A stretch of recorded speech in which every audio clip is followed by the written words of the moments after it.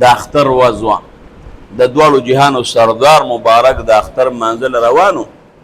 امهات المؤمنین ورته وایي د الله رسوله ته خو منزله ځې خو کور کې د خوراک اړوسه شته دی نه دا د مدینې منورې دا کونډې به راځي او د مدینې منورې یتیمانان به راځي او په دې نیت باندې به راځي چې د دواړو جهانو د سردار مبارک د کور نه به موږ څه یوسو نو د الله رسوله کور کې خو هېڅ هم نشته موږ به څه پخو د الله رسول سره له راکه چې موږ پاخه کو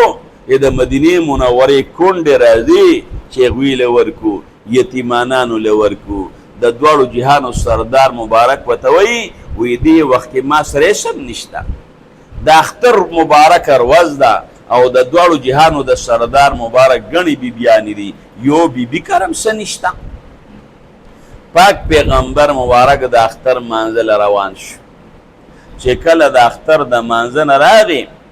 یو بیبي کرم کور کې خوراک پخیږي بلې بیبي کرم کور کې خوراک پخیږي بلې کرم کور کې خوراک پخیږي او دا د مدینې منورې یتیمانان راځي او ډک ډک لوښي ځان سره کورونو ته وړي د دواړو جهانو سردار مبارک چې کور ته راغی چې دا خو کټوې پخ شوي دي دا خو کونډې راځي خوراکونه وړي یتیمانان راځي خوراکونه وړي او زه خو چې د کور نه تلم نو کور کې څه نو امهات المؤمنین بیبیانو ته وایي دا د کم دی نه وایي د الله رسوله چې کله ته لاړې منزله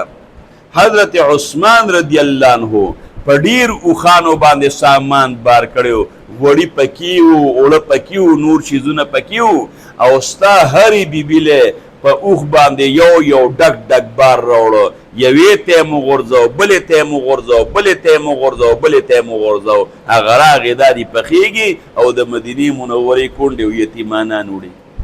ویرزقه من حیث لا یحتسب چې ځان دې د الله که که نه نو د داسې طرف نه به د الله پاک دله رزق درکوي او د داسې طرف نه به د الله پاک د رزق بندوبست وکړي چې ستا په ذهن کې به هم نه تېرېږي